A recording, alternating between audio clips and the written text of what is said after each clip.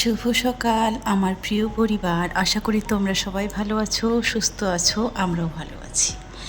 Title আর thumbnail দেখে একটু সবার আলাদা অন্যরকম অনুভূতি হবে, তাই না? শেষ পর্যন্ত সব স্বপ্ন নিয়ে বাড়িতে এসেও কি সেই স্বপ্ন পূরণ হলো? বহু স্বপ্ন দেখে তো বাড়িতে এসেছিলাম, বাড়িতে থাকবো, চাষবাস করব, খাবো, দুই মেয়েকে নিয়ে শেষ পর্যন্ত এখানেই থাকবো। হ্যাঁ, তো চলো, এই তো আবারও বেরিয়েছি একটা কাজে। আসলে বাড়িতে আসার পরে একটা নয়, দুটো নয়, অন্যরকম বিভিন্ন রকম অনেক কাজ থাকে। যেহেতু একটা বাড়িতে এতদিন পর আসা হয়েছে, যাই বলো না কেন, খাওয়ার দাওয়ার, হাঁড়ি পাতিল, চাল ডাল, মনে হচ্ছে যেন নতুন করে সাজানো এক সংসার, তাই না? হ্যাঁ, আসলেই তো নতুন করে। একটা বাড়িতে যদি একটা মানুষ না থাকে, পুনরায় এসে সেই জিনিসগুলো তো তুমি পাবে না। যেমন ধরো, লবণ, লঙ্কা, রসুন, পেঁয়াজ, এগুলো যদি আমি গত 8 বছর রেখে যাই, সেগুলো কি পাবো? একেবারেই পাবো না। তাই গিয়েছিলাম একটু মার্কেটে। সেখান থেকে সকাল সকাল গিয়েছিলাম মার্কেটে, বলতে হ্যাঁ, একটু কাজ ছিল, আর ওই কাজটা সেরে আসার সময় বাজারটাও করে নিলাম। আর আমি তো বাজার করে অভ্যস্ত মেদিনীপুরে, তাই না? তাই সেখানে গেলেও এখন বাজার করার জন্য আর কোনো রকম কিছু লাগে না। না হলে আগে তো ব্যাগ ধরতেই প্রচুর খারাপ লাগতো। এটা হচ্ছে ঢেঁকি শাক। উত্তরবঙ্গের মানুষ এটা খায়, দক্ষিণবঙ্গে কোনো দিনও দেখিনি, আর খেতেও দেখিনি, আর এমনিতেও দেখিনি।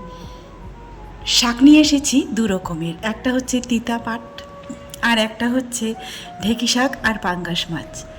রিয়া বলেছিল মা বাজার যাওয়ার সময় পাঙ্গাস মাছ নিয়ে আসবে। আমরা তো 3 জন, আর কতটা লাগবে, তাই না?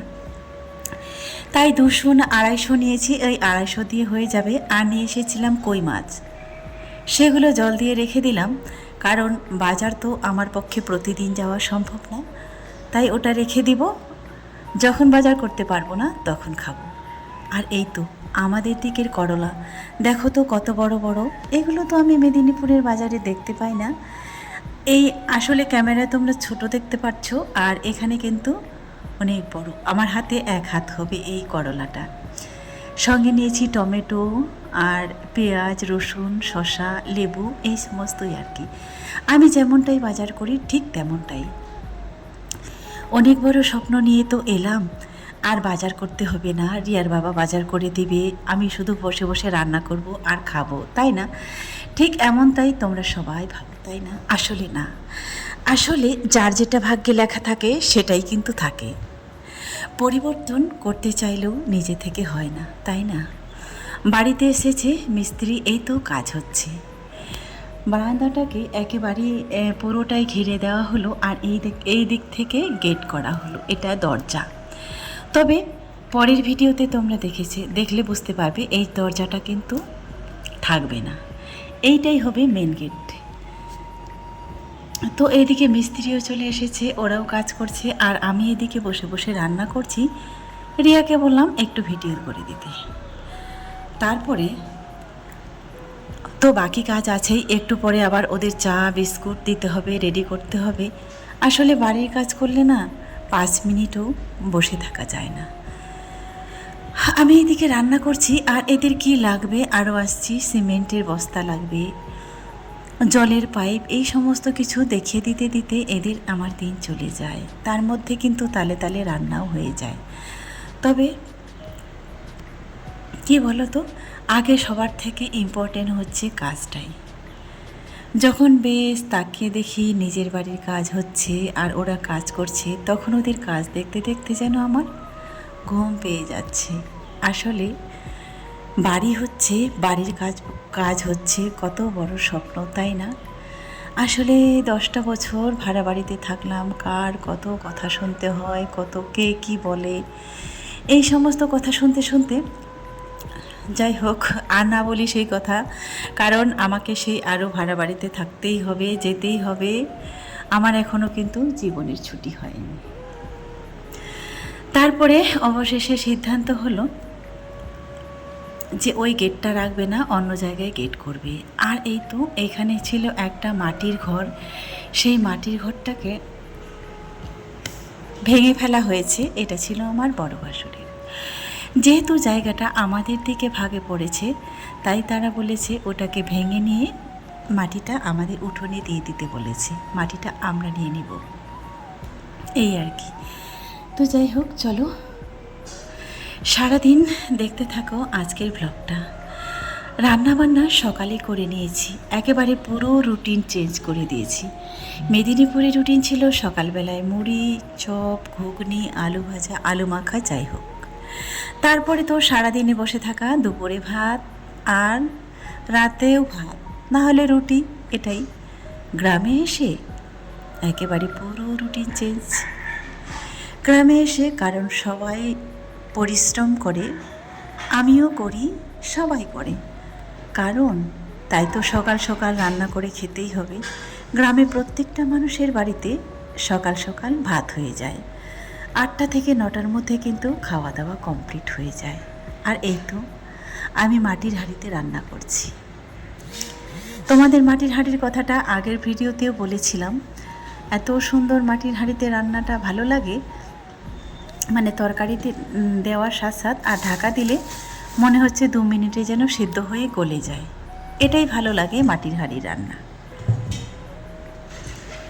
আর কড়াইতে হলে একটু সময় লাগে, তবে আমার বেশ খেতে ভালোই লাগে।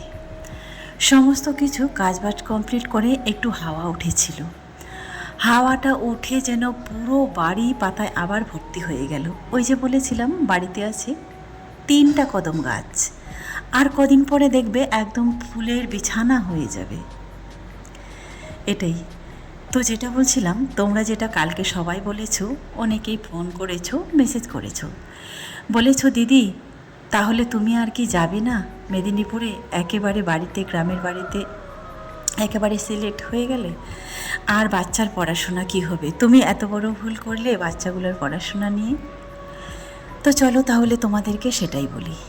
দেখো, আমাদের ফার্স্ট যেটা প্ল্যানিং ছিল, 2 মেয়েকে আমরা পড়াবো, মানুষের মতো মানুষ করব, সেই উদ্দেশ্যেই বাড়ি থেকে বেরিয়েছিলাম।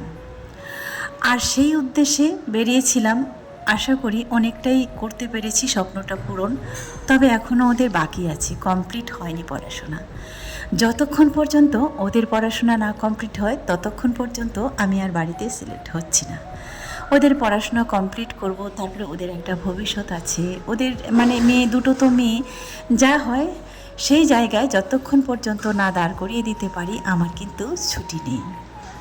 তবে হ্যাঁ, বাড়িতে এসেছি ঠিকই, যেমন ছুটিতে আসি, হয়তো যেমন বাবার বাড়িতেও অনেক দীর্ঘদিন থাকা হয়, 1 মাস, কোনো 2 মাস এরকম।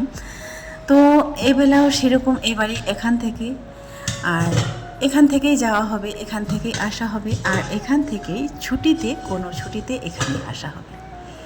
তোমাদের একটু আগে বলেছিলাম যেহেতু অনেক দিনের ভিডিও আছে, তো এই যে পাশে যে রুমটা হলো তোমাদেরকে বলেছিলাম, এখানে হলো কিচেন, এটা হচ্ছে কিচেন হবে। আর এইখানে ছিল টিউবওয়েল, মোটর আছে এখন আপাতত, আর এটা হচ্ছে পায়খানা বাথরুম, আর এটা হচ্ছে গেট। এই গেট দিয়ে এই সোজা বাইরে যাওয়া।